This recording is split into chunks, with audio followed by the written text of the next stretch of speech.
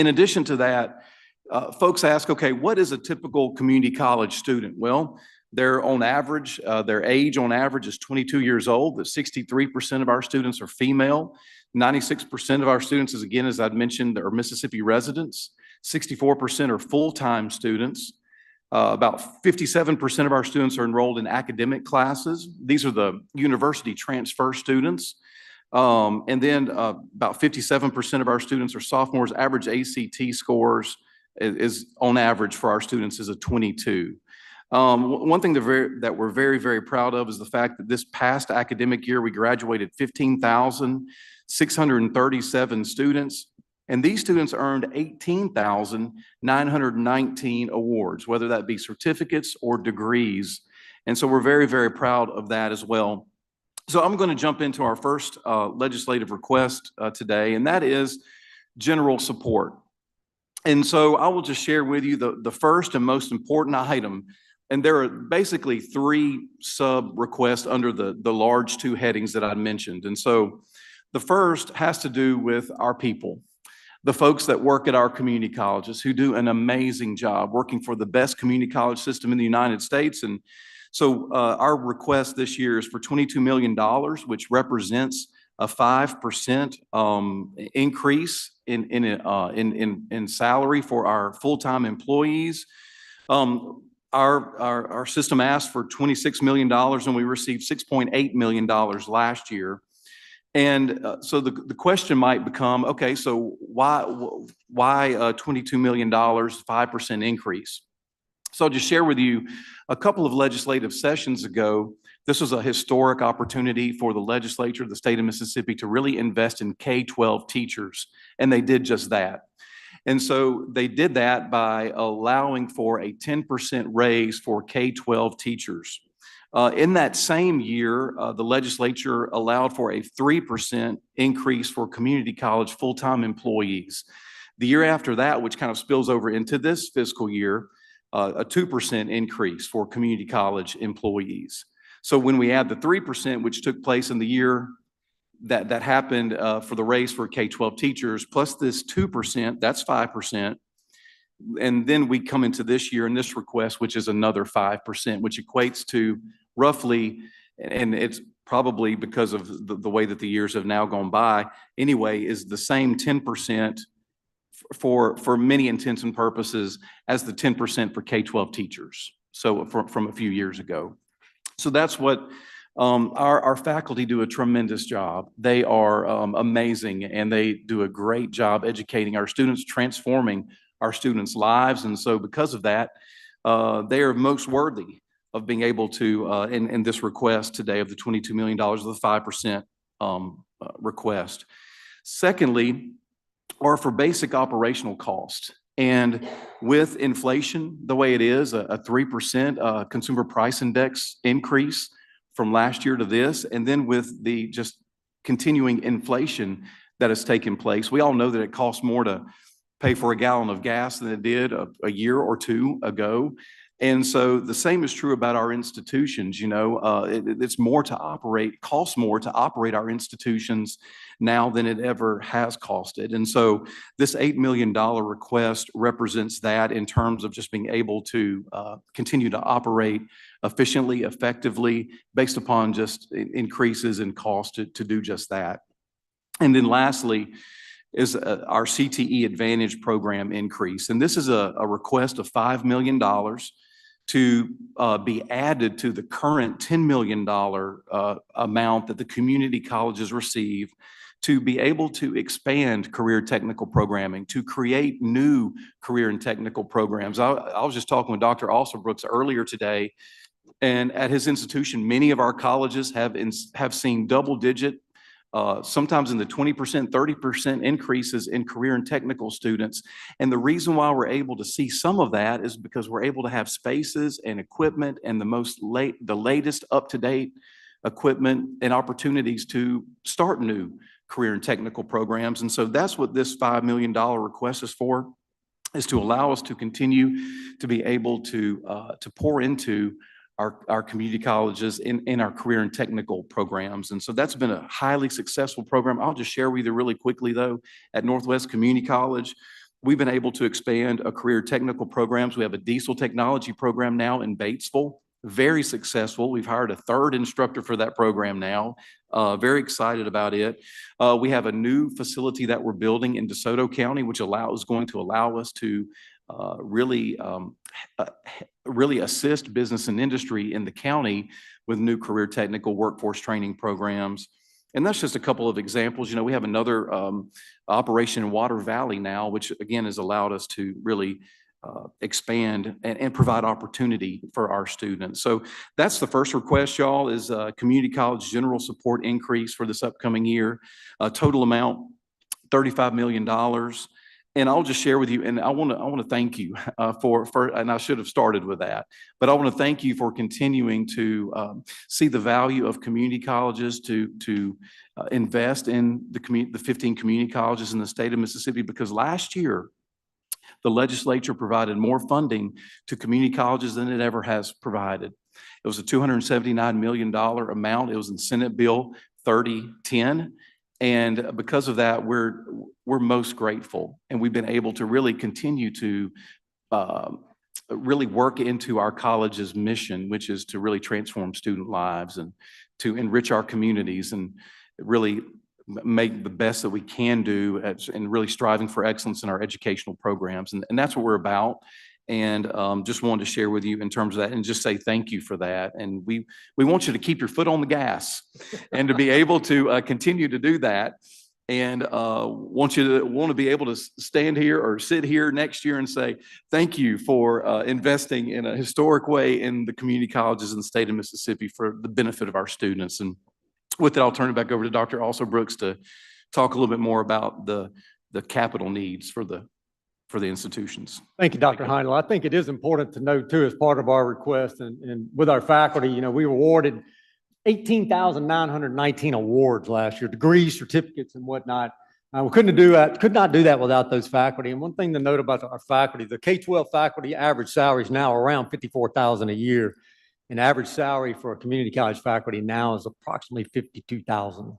So it kind of puts us in a tough position competing to hire faculty because they can typically work, you know, across different spectrums of the education world. So it's tough. We're trying to keep up with what's going on. And of the SREB states, the Southern Regional Education Board, we're ninth in salary. So there's, you know, of the 16 SREB states, we're ninth in faculty salary. So again, particularly for us on a border, and many of us are, it's easy for faculty to jump across and go to work in Alabama or Louisiana. So that faculty pay is so important in trying to keep up.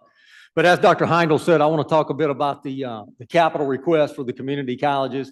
Last year, again, was a banner year for Mississippi's community colleges. Y'all supported us extremely well. I think a total of $106 million in capital projects were funded across our system. Some of the funding was shared according to a tried and true formula in our capital expense fund and what we often refer to as our bond fund. And then some was in individual projects for each college. But across all of that, it was about $106 million that you funded. And again, thank you for that. Building that infrastructure at our colleges is so important. That's where we house our students and our faculty and our technology. So this year, what we've done, we've put together, the association meets every summer, all 15 colleges and Mr. Kel Smith from the Community College Board. We meet together and we come up with a request based on our capital needs for the next year, sometimes longer than that. We've chosen 3 years. We're asking for $100 million for the next 3 years to be split mostly according to the formulas that we've used for many years. That's $40 million for nursing, allied health, and career technical facilities, $45 million in capital improvements and repairs and renovations, and then $15 million that'll be split equally amongst the 15 colleges at $1 million per college to invest in our technology so that we can continue to keep up with what's going on with artificial intelligence and all of these fast-moving technologies, not only to keep our students learning what's going on in that, but our faculty and our staff as well. The technology sometimes outruns us. So some investments in what's going on there so we can train and support students to go to work for some of these companies that are using, artificial intelligence and virtual reality technology. So that $100 million is equated from those three categories. Are there any questions on any of the things that we've mentioned so far? If I could just jump in there real quick while you're thinking too, I want to share with you all and thank you for this as well, because we've been able to do these things over the last few, I think maybe two, possibly three sessions with capital expense funds. And so that's how it's in the past, it's been these types of projects have been funded through bond funds, and the legislature leadership have made decisions to invest through capital expense funds. So thank you all for that, and wanted to mention that. And really, what's really important is that I'm going to go back to the technology for just one more minute, because as we continue to, we have the Mississippi Artificial Intelligence Network, which is all 15 community colleges coming together, working with Dale. And it is a brand new partnership that we have all working together, the community colleges together. It's really being spearheaded by Mississippi Gulf Coast Community College. But because of that, we, in addition to making sure that we are up to date, where our institutions are continue to be secure with all of the different phishing and hacking, attempts at our institutions, and we get, I think it's like several thousand a day, quite frankly. So in order to just continue to stay up to date with that, that's what this $15 million is. Again, split equally amongst the institutions, $1 million each to continue to invest in that way, and really, truly more to come. We had these great economic development projects that were just recently announced here in the central part of the state. We hope to have a major role to play. We hope to have a major role to play. I know that Hines Community College or Holmes Community College will, because of where these locations are, where these companies are, these sites are located. But in addition to that, because of what's happening with our community colleges and this new kind of, quite frankly, leading the nation with artificial intelligence training all across our curriculum. It's not just about computer coding and artificial intelligence, although that's really important. That's where I think starts. But it goes across our entire institutions in every program. That's going to really be what's happening now and in the future. And so we're really excited about that, and just wanted to mention that if that, just in terms of that, a request as well. We'd be happy to answer any questions that you might have. Stand ready to answer those. But before we do, I want to turn it over to Mr. Kel Smith, our Executive Director of the Community College Board, to also share a little bit about the request from the College Board as well. Yeah, thank you, Dr. Heindel, and thank you for members of the committee for letting us come today and just talk about the community colleges and our needs for the upcoming fiscal year. Dr. Also Brooks introduced the presidents that are in the audience, and unfortunately, our board members were not able to attend, but I saw Mr. Lee Bush, a former board member of ours and actual board chairs in the audience. I wanted to acknowledge him. Thank you, Mr. Bush, for being here today. Like Dr. Also Brooks and Dr. Heindel has talked about, there are needs at the community colleges, like there always are, but we want to come here and thank y'all for the support that y'all have provided this fiscal year. We recognize that there are budget constraints each and every year, and community colleges were a priority last year. For us to receive the most we've ever gotten, we're very grateful and appreciative of that. I'm proud to be the executive director of the Community College Board. We play a role in supporting and leading and advocating the community colleges, walking along beside them and helping them to ensure that they have the resources needed to educate and train the thousands and thousands of students that they do each and every year that are so critical to our state's economy and to our state's future. And so I wanted to take half a second and talk about our budget request for the agency, which is quite simple. We're just asking for level funding in FY25 compared to FY24. Y'all gave us a slight increase this current fiscal year, and I'm appreciative of that for our employees. One thing that we have not mentioned that I think is on everybody's radar is the PERS increase. According to our numbers, a 2% employer increase would be about $6.7 million for the community colleges, and then $130,000 for our agency. So didn't want to miss an opportunity to at least mention that to y'all.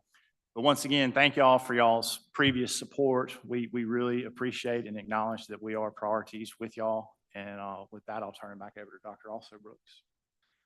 Thank you, Kel. Any questions for us? Yes, please. I noticed during the COVID years, y'all experienced a dip in enrollment. Have y'all bounced back from that dip? System-wide, I think we've come back close to that number, and we had that system-wide number in one of these packets, Kel, don't we? Where we at? Where we are right now with the fall semester, or the previous fall, 23 preliminary, we had 66,242 students, which that's about a 3% increase compared to the previous fall. We are making our way back. Fall of 2020, we were at 64,000. So we are up a couple thousand when you look at fall of 20, which was, we would consider probably the peak of COVID to today. Bouncing back slowly. Right. And also during last session, you received about $106 million for capital improvement on your campuses. And out of that amount, about 34 million non-recurring funds. Have y'all been able to obligate all of those funds at this point? Have those funds been obligated?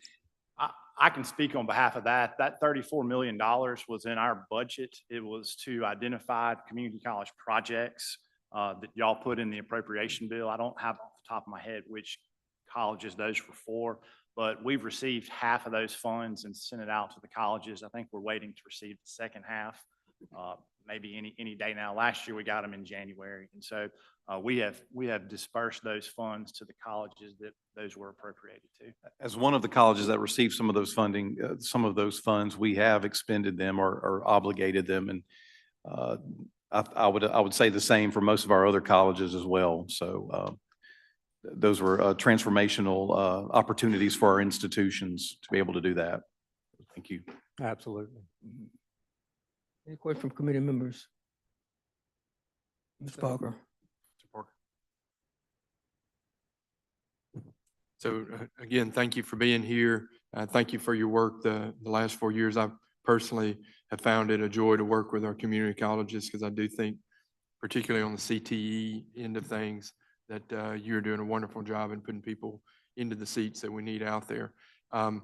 Talk to me just a little bit about, the reorganization that we did on the WET funds and Mississippi Works, and how you think that has, hopefully made some improvements in actually getting dollars, into the appropriate programs over the last 2 or 3 years.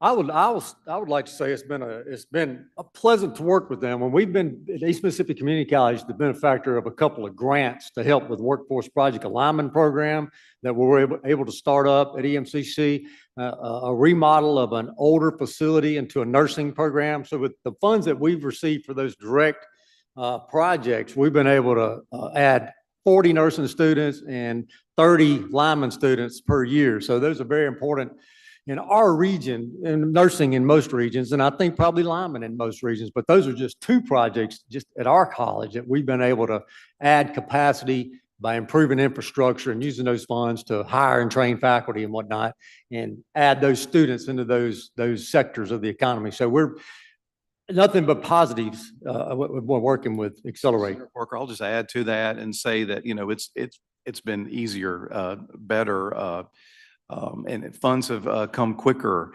All the these things have come and come better to our institutions. And I'll just share with you at our institution, we've been able to start up that industrial automation and controls engineering program. And that has some Marshall County implications with this new project coming. We think that's a program that will also be in Marshall County very soon. But, the nursing allied health, that was transformational for our institutions to be able to, invest in our nursing programs has been tremendous. And then, again, at our institution, we've had ag tech and diesel tech and these types of programs. And the funds have, of course, there's as it should be, accountability attached to all of this and done the correct way and legally and all of these and the procurement and all of that. But it's been easier because we've got a great agency, great leadership there. I saw Garrett in the room. Garrett McInnes is in the room, and working with him and Courtney and the whole team at Accelerate has been fantastic. So appreciate you asking that question. It's been better. One of the reasons I think for the question is, I know when Office of Workforce Development started, we had some hearings at the beginning, and what I think a number of us found was that there were requests being made, from different organizations that were kind of similar, and so as we look at some of yours in here, one thing that I found, very comforting to me when I look at reports and things that have come back from Accelerate in particular is that we can go down and we can see where some of those dollars are actually going, where they're actually fitting into these programs. And we just, I think as a legislature, have a better feel for that. So I would just encourage you and we're luckily have our chairman here today who puts as much thought into anything as any man I've ever known. But I think as we later hear from Accelerate and we hear from other groups, I would just like to hear that they and the community colleges, that you're working together, because some of these dollars here, additional program increases and things like that could be the same dollars they may be asking for.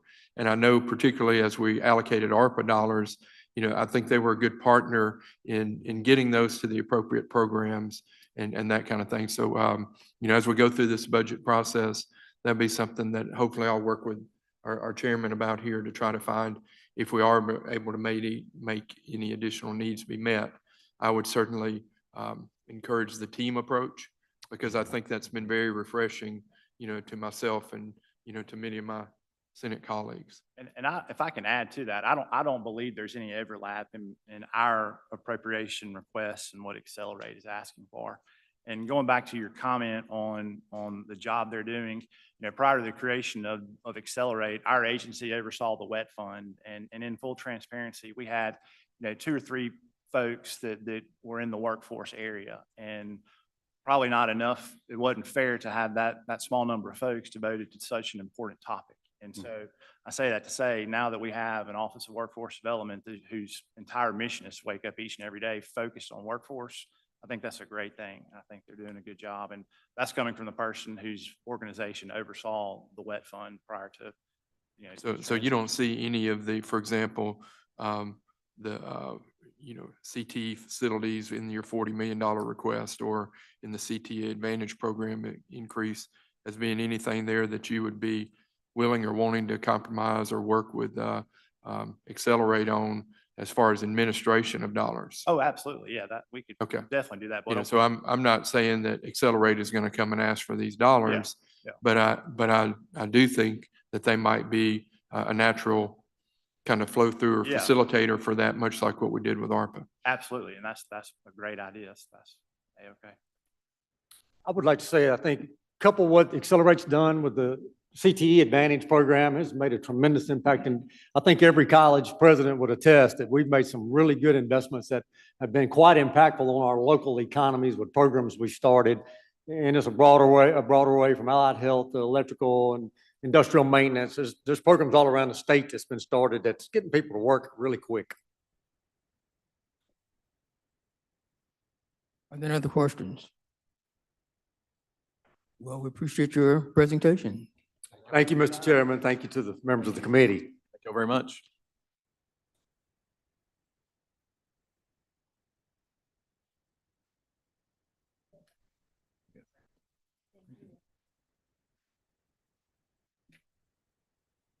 Next, we have the Department of Employment Security.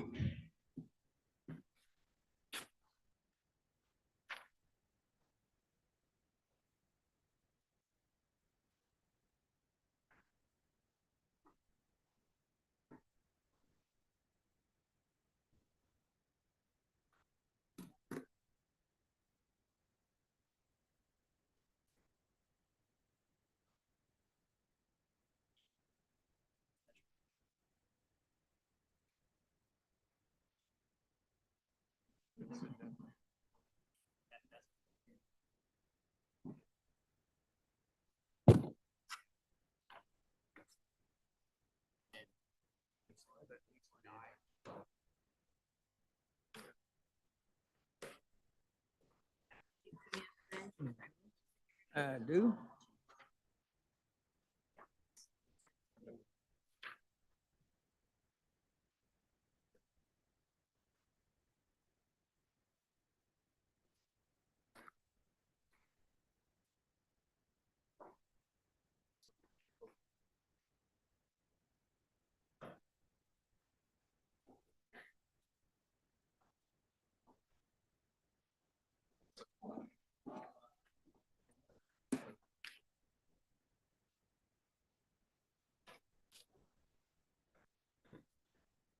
Good.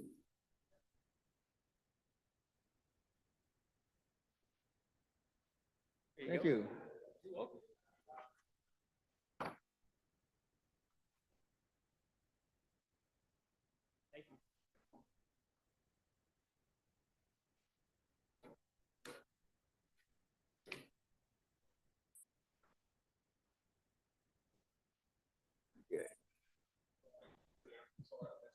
No problem.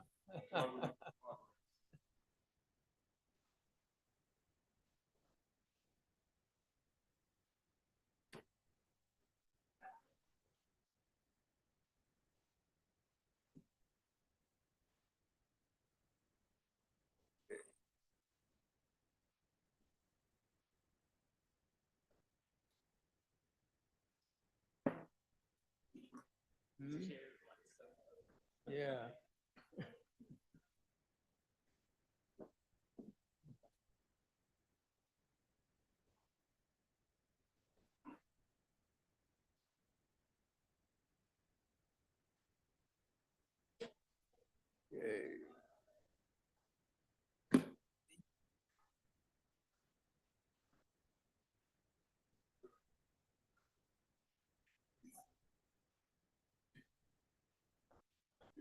Good to see you too. Okay, we're going to get started.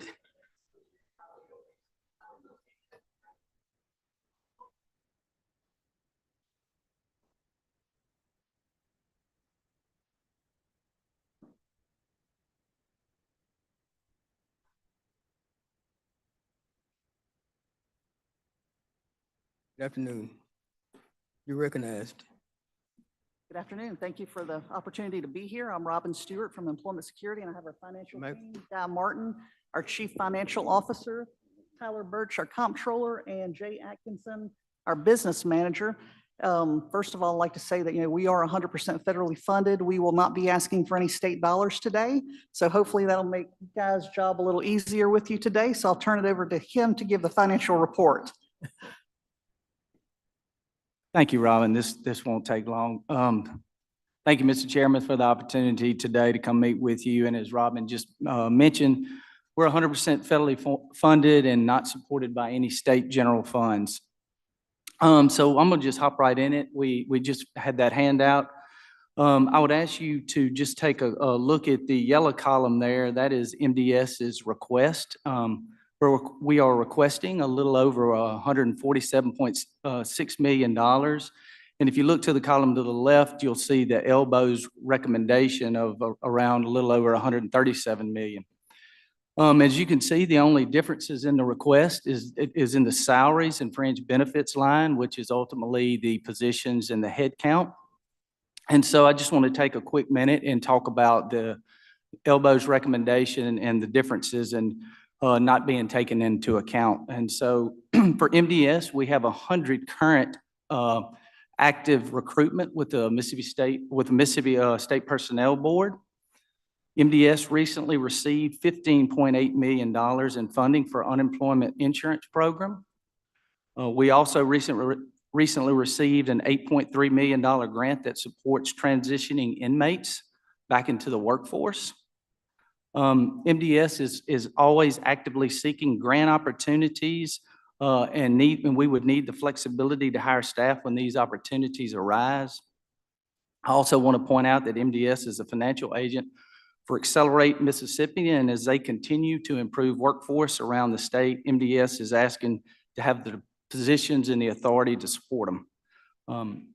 In closing, we're asking to retain the 614 positions that the legislature appropriated us the year that we're currently in, and just able to keep those and to have the flexibility to support the federal dollars the agency receives. I thank you for your opportunity to meet with us today, and I would open the floor if you have any questions. We'll be glad to answer them. Thank you. But the basic difference between the recommendation and your request happens to be the pins. Yes, sir. The pins, only difference. Yes, sir. And like I say, we're federally funded, and we ebb and flow in funding, and it would be it's easier for us if we can have the authority to spend those federal dollars. Okay. Any questions? Yes, sir. So I guess my question's a little bit off that base, but where do we stand right now on the trust fund balance? Glad you asked. Have the exact balance. 696 million. Which is, that's right in line where we were a little over 700 last year, if I remember, around the same time, or We've right? almost built it back to pre-pandemic levels. Not quite there, but we're not far off. We've done a really good job, our financial team, of getting it built back up and collecting overpayments over the last 2 years. And so very close. And is there any point or is there any magic number that you feel is like kind of the highest you would want it to be? Is there a number that, of course, we can't ever predict anything, but, and I don't know regulations on use of things or how we do things, but what is kind of what you would call our fully funded type of magic number? Tyler, do you have a magic number? Number one, there's a formula in that trust fund that triggers other things. Right. That could stop funding for other things. And I don't know what that dollar amount is in that funding. Do you know, Tyler? No, I do not have that number with me, but our trust fund is solvent. So definition of solvency here, meaning you could pay 1 year of unemployment benefits without taking in an additional dollar. So at this point, we're solvent. We're good. Obviously, if the UI benefit expenditures go up significantly, that could change. But as far as looking at the past year, we are solvent. We could meet 1 full year without collecting any further funds. And where do we rank right now nationally on solvency of the fund? I do not know that Yeah, number. I know, Robin, I know we're in the top 20. Prior to the pandemic, we were in the top 10. We're one of just a handful of states that did not have to borrow money during the pandemic. Then we're steadily moving back up. We're almost back in that top 10. I don't know the exact number. Didn't check that before I left. I don't believe I have that, but I can text you that in a little while. But we're moving back up towards that top 10. We're not quite there, but we are far better off, in which, thanks to this legislative body that you gave us some funds during the pandemic, we might not be there if not for those funds. But it's steadily improving. If you look at the trends in the account, it's moving up every day as we make collections. And so on the final question on the collection effort, I know we passed some legislation to make it easier for you to make some of these recouping efforts for, some of the potential maybe fraud or things that took place during the pandemic. Can you give me an update on any of your efforts to do that, or how good we've done in getting some of that back? We've done a very good job. As a matter of fact, when Guy spoke about the $15.8 million, some of that is in fraud prevention and detection. So we're implementing some new measures. We're part of a federal team that's looking at all of our programs, adding programs. So we have several new fraud detection vendors, and I'd prefer to, if we could talk about that privately. As soon as you say it out loud in a group, then the criminals know exactly how to steal your money. But we've had a very aggressive collections program. But with that in mind, we also have a common sense approach. In the last year, we've created an interest abatement policy that if you have a non-fraudulent claim and you owe us money, if you're willing to commit to a payment plan as low as $150 a month, we're willing to abate the majority of your interest in order to get our principal back. And that's helped us a lot. It's helped a lot of people that didn't understand the unemployment insurance system during the pandemic, that on paper, it might look like fraud, but it might be your grandmother that never filed for unemployment, didn't understand the rules. And so while she might still owe the money, we're able to abate that interest if it was non-fraudulent and try to get that principal back, which by law, we have to collect that principal, but we can't abate that interest. So we put a policy in place. That's not a regulation. That's an internal policy that we put in place to try to build that trust fund back up. And I'll just say, I've been very happy, with both your actions and your predecessor's actions in a very difficult time. A lot of people don't realize the burden that you had put on you, just, from the call center numbers and other things like that we worked very hard on. I know the chairman worked hard on that, and sometimes we have agencies in here that maybe deserve credit that don't get the credit. And so I'd like to give you some credit for your fine work and all that you've done. Well, we certainly appreciate that. And we know that was a partnership with everyone in this building, and you helped us out tremendously during that time. We learned a lot of lessons during the recent ice storm. That call center never closed. We were able to flex people wherever we needed to around the state. And we served people 100% of the time, that we didn't close for 1 minute during that ice storm. So the lessons we learned are in place, and they're going to be there forever. So as long as we have a say so right here. So we appreciate that very much. Thank you. Any other questions? Mr. Chairman? Thank you, Mr. Chairman. And again, thanks for your hard work during very difficult times for a couple of years, and hopefully things have leveled off and in good shape. Two questions I have. One is, do you think you could even hire the requested number of people on your list? I mean, that's and I'm basing that on my visits with a lot of other agencies. It seems like that'll be a very difficult chore to hire that many folks. It looks like the market is shifting a little bit. You know, in the last 2 years, very difficult. It was really an employee's market. It looks like it's shifting more to an employer's market. And so in March, we have, you know, we operate the Governor's Job Fair Network. We have our first ever state employee job fair for state agencies. It'll be free to state agencies. It'll be a recruitment event for all state agencies, and that will be in March. I believe it's in Jackson. I don't know the exact location, but I can get that to you. So in recruiting, right now we have about 100 under recruitment at the State Personnel Board, but we probably have about 50 others that haven't quite made it out on the State Personnel Board. So we're doing as of February 1st, we had about 20 people to come on board today. And so for a while, it was a little difficult. It's getting easier to get quality people back into the workforce.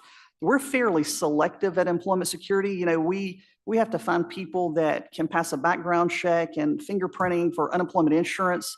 You know, because money comes out of our agency with the push of a button, we have to make sure we have the right people. Unemployment insurance is very complicated, as I guess we all found out during the pandemic.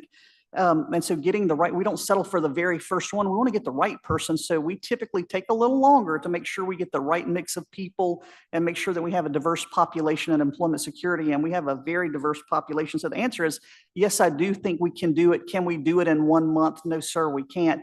It's over a period of time, because, you know, through the State Personnel Board system, and it's a lot faster than it was at the beginning of SEC squared. It's improved drastically. It took a long time from the point of listing a job to hiring someone, but they've made improvements. The recruitment's gotten a lot faster for us, so we can turn things around in a speedier fashion. All right. The other question was related to how close are you to getting to a place where you can lower the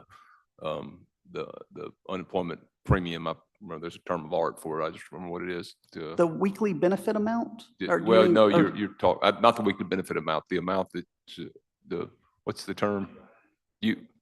Unemployment, yeah, experience. Okay, yeah. okay. So, for this year, for the last several years, the rate had the general experience. There are two rates, right? There's the general experience rate, which is uniform for all employers. We just got the rate yesterday. For this year, it'll be 0.0.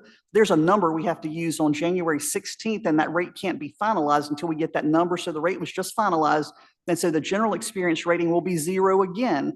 Now, there's also the individual rating, which is unique to your own business and how many layoffs you've had there. So now that's the general rate's 0. Yes, right sir. now. It is 0 Okay. for this year. So, Right. For last year, we had legislation that, there was kind of an anomaly from pandemic related items. And I know, Senator, you helped us with that it triggered an increase in that rate. And we had legislation that covered us for 2 years for any COVID related increase. And so that kept it at 0 to wipe out that COVID related. Yeah, I remember But it will be 0. The rates were going out, I believe, today. Okay, thank you. You're welcome. Thank you. Any other questions? Well, thank you very much. Thank you. We appreciate it.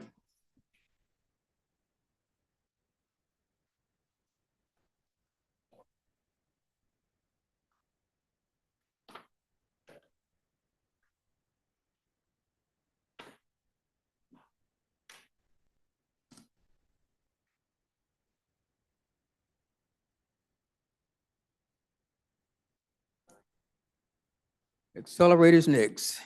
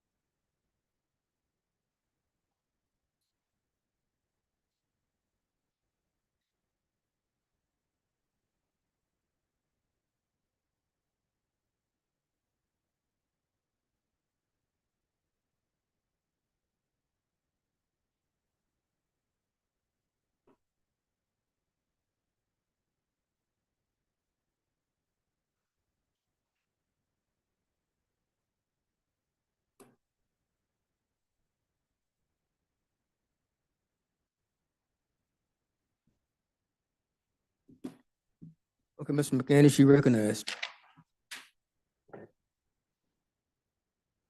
Thank you, Mr. Chairman. It is my pleasure to be here. I appreciate the opportunity. My name is Garrett McInnes. I'm Deputy Director for External Affairs at Accelerate Mississippi. On behalf of our Executive Director, Ryan Miller, the rest of our team, we're thankful for the trust that you have placed in us as an office to do meaningful work to improve the lives of the people of Mississippi. I do want to point out that we have Patrick Sullivan in the audience, the Chair of the State Workforce Investment Board, of whom we report to, and thank him for his support and leadership as we chart a course toward a more strategic, coherent workforce system that benefits our people. A bit of a historical reminder for all of you. 2020, y'all created the Office of Workforce Development, and our executive director was hired in April of 2021. We built the office for 2 years with 0 new public dollars. That build out began with existing funds, namely unemployment insurance tax diversions in the form of the State Workforce Investment Board bank account. Last year, you saw so fit to give us a general fund appropriation, which we are grateful for. And as a result, for the first time in my 12 years of dealing with legislative actions, I'm here at a Senate budget hearing.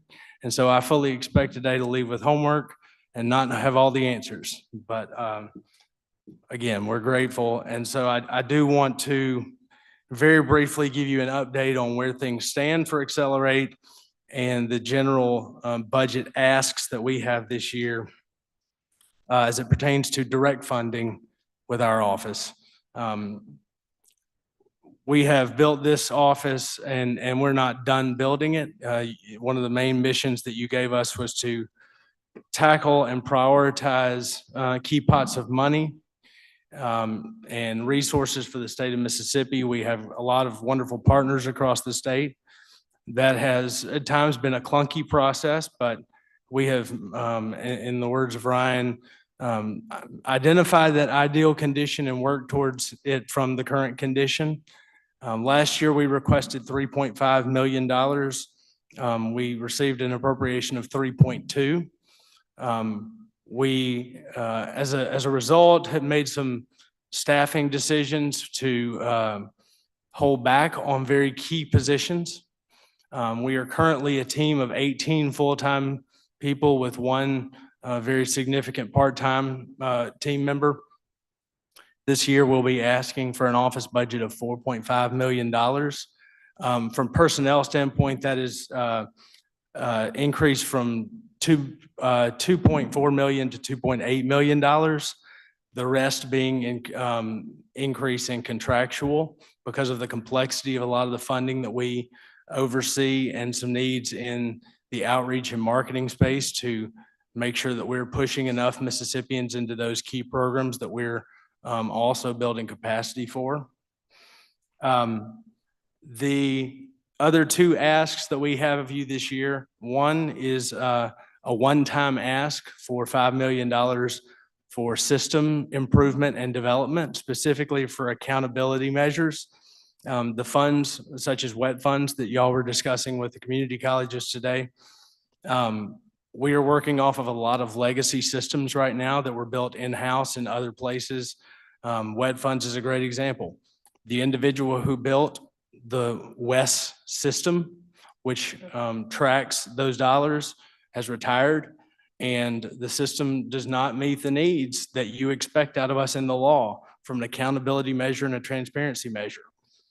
We have other funds such as the Mississippi Works Fund. We now have career coach money that we are not adequately able to track and account for to the level of our expectation and to the level of your expectation. And so we are asking for a significant investment in those systems. We have worked for diligently for over a year now to identify the best manner in which to do that. We believe that there is a way to move forward by building off of a federal technology system that will create that holistic model where all the dollars, or at least a lot more of Mississippi's workforce dollars, speak to one another, and we are able to measure outcomes long-term. But that is a need for our workforce system that we've identified over these first 3 years. And then the third budget ask that we're asking for is an increase in funding for the career coach effort across the state. And that's largely based off of demand that we're seeing at the local level. You're welcome to pass out those handouts. I know over the course of a couple of years, not only with those of you here, but also with our leadership, there's been a desire for that effort, the career coach effort, to become very strategic, measured, and for us to be able to define outcomes and not simply have a feel-good story. So I brought today a bit of a teaser of the tracking information that we gather on a daily basis through those coaches across the state. A sample story of where we're seeing success at scale in a community. The story is about Northwest Mississippi Community College, where they've seen a 40% increase in enrollment in their career tech programs across the board. And then, of course, the first page is actually a proposed budget for you to look at to see what a scaled up effort in that space would look like. Certainly, we understand that funds are limited, and we will be prepared to make the best use of whatever dollars you have at your disposal for that effort. But we think the ROI for our state is significant, and we plan to continue to become more mature in how we measure that long-term and define success. Ideally, where we're able to track individuals who receive career coaching, we see the post-secondary training opportunities that they get, and then long-term occupational and career outcomes for those people. And so that's a very short summary of our budget requests for this year. I'm happy to talk about anything Accelerate Mississippi related. And in fact, if you want to get off of budgets, that might be even better. But I'm happy to talk about anything you would like to. Thank you. I noticed last year you received 12 million for career coaches, That's correct. and this year you're requesting an additional 6. The ideal scenario that I've handed out today is about $21 million.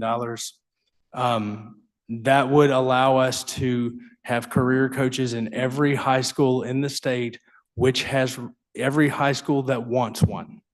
We still do have high schools across the state who have chosen to not request, and in fact have declined the opportunity to have career coaches. And how many of y'all be able to have with an additional 6 million? How many of y'all be able to have with an additional $6 million that you're requesting today? I'm sorry, repeat the question. How many additional career coaches you will be able to have with additional 6 million you are requesting? Right, that would be an additional 60 coaches approximately. That would go from 184 state-funded coaches to 245. There still exist about 15 career coaches in the state that are privately funded. And that's something we support too. Obviously, it saves taxpayer dollars. Right. And also in your presentation, you point out that you do work with different partners. But how do you identify those partners? Sure. When y'all decided the first time two sessions ago to fund the career coach expansion across the state, those were done with American Rescue Plan dollars, which are difficult dollars to work with. And there was a ramp up process on our end as an office to get prepared to handle those dollars. The fiscal year started, and for us to deploy those dollars as quickly as humanly possible to get coaches in schools for the school year in August, it was imperative that we not try to hire 100+ coaches at a small state office. And so what we chose to do was a sub-grant program where we put out a request for proposals from a select group of eligible entities. And those were community-based organizations, nonprofits with a very extensive history handling federal dollars, and economic development organizations, all of which had to show they could handle those types of dollars. We did that largely because of the model in Northeast Mississippi, the Create Foundation. We believe a critical piece of the success of career coaching in this state is that those coaches do not work for the schools who are focused on the accountability model. They are working for community-based organizations that care about the growth of their communities and the health of the people in those communities. So we did a request for proposals, and then we chose 7 organizations originally to place coaches across the state. We very quickly identified that one of those 7 sub-grantees was not sophisticated enough to handle those dollars. So we are actually now down to 6 sub-grantees, but we have full geographic coverage of our state where any school within the state of Mississippi can work with one of those sub-grant partners to request access to a career coach, funding available pending, of course. And also, as of December, I believe $7.3 million opera dollars were not obligated. Is that correct? We had December, that's accurate. Today, we're less than 5 million that's not been obligated. We expect to obligate the rest of that very shortly. I would say within 60 days. Our ARPA funds will all be spent through our office. In fact, fully reimbursed, we have fully already reimbursed almost 30 million of the $88 that we've been allocated through our office. One large grant took a longer time to get off the ground. And so I expect that this fiscal year and this calendar year, that number will go from 30 and it will go up very quickly. As I told the Senate Workforce Committee 2 weeks ago, please do not worry, we will spend our money in a very high quality manner that impacts the people of the citizens of this state. Now, I also noticed that you are looking at removing $600,000 from job for graduates, Mississippi graduates. We had 3 line items in our budget that we felt were situated better in a different budget because of some of the nuance of how our money flows. And so we actually just requested that those be moved to a better suited budget. And so it was not specific to that organization. It's just gonna be moved from you to another organization, agency. That's right. That's correct. Okay. Any questions from committee members? Senator Parker. Thank you, Mr. Chairman. Just to build off Senator Frazier's questions on the career coaches, how many new career coaches did we add this year with the additional appropriation? Approximately 50. I believe, I might have that handy, but I believe we went from 120 to 180. We're running right now as a budget at about $90,000 per coach. Now, hear me plainly, that is not a salary number. That's a overall budget, 90,000 per coach, because that is salary, that's fringe, that is equipment, that is the administrative piece. And you have to understand, to manage this effectively, the way this has been built out is there are coach managers at each of these sub-grantees based off of the number of coaches that they are actually deploying. That's roughly going at about 1 coach manager per 30 to 35 coaches. And so it's a tiered hierarchical system, but obviously those coach managers' salaries are a little higher, and that's why when you break it all down at just a raw amount, dollar amount per coach, 85 to 90, but closer to the 90 grand per coach, depending on the geographical region you'll see some salary fluctuations just based off of cost of living type stuff. And so I would think that as the number of coaches goes up, hopefully the number of managers would kind of come down. I don't think you I think- necessarily have to have, as many managers as that number goes up. Wouldn't you agree? There's some economy of scale there. There's no question that as we provide more consistency and support from a state level and as it matures, I do think that the number of coach managers is that layer needed? Yes. Is that layer needed at the scale it is right now?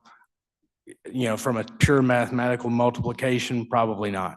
And we will, we're not done improving the efficiency of that program.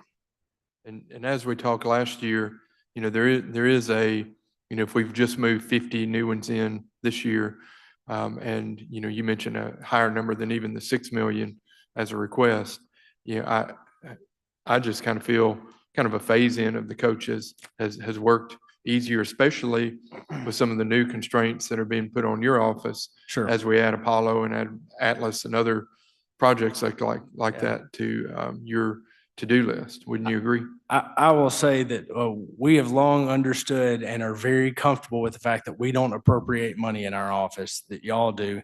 We want you to understand the demand that's out there. And what we want is that this year, the number we tell you that there's a demand out there is the same as what we tell you next year. And a phased approach, I think absolutely could make a ton of sense for the state. But we want you to understand how many schools out there are asking for this. And you mentioned Create and the region there.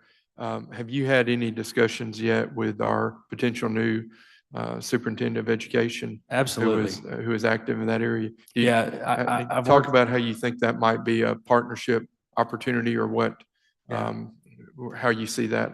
Had the good fortune to work with Dr. Evans for several years now. I think that his school district's been a model for the state. And I said that, I guess you and I both were at Toyota a couple of weeks ago or a month or two ago.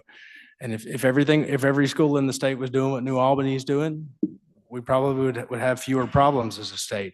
So I can't wait to work with him. I think that there's going to be a really healthy dialogue of ways that we can raise the importance of career pathways in the K-12 system with him. And he's done it in practice. Now, what they've done in New Albany may not work in every school across the state, but I absolutely think that he's seen success and can't wait to work with him.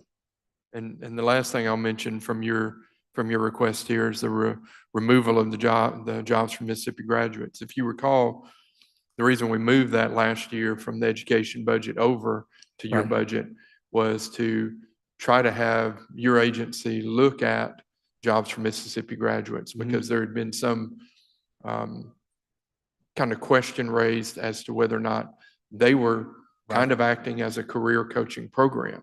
Have you had any, or has your team had any interaction with them this year that would give us the answer to that question? So the very timely question. Had a really healthy meeting with the National Parent Organization Jobs for American Graduates and the local team this week. I met with them virtually in December, and I'm encouraged with where I think that they are taking that organization. They're undergoing a transition right now. And so the models that they have at the national level, I think there's a significant overlap, if it were a Venn diagram, with what we're trying to accomplish with our career coach efforts here. And so I think that there's opportunity to work with that group, which has a long-standing trust factor with a lot of schools in our state, to be determined on a work product as to whether or not what they're doing right now meets the expectations from our office.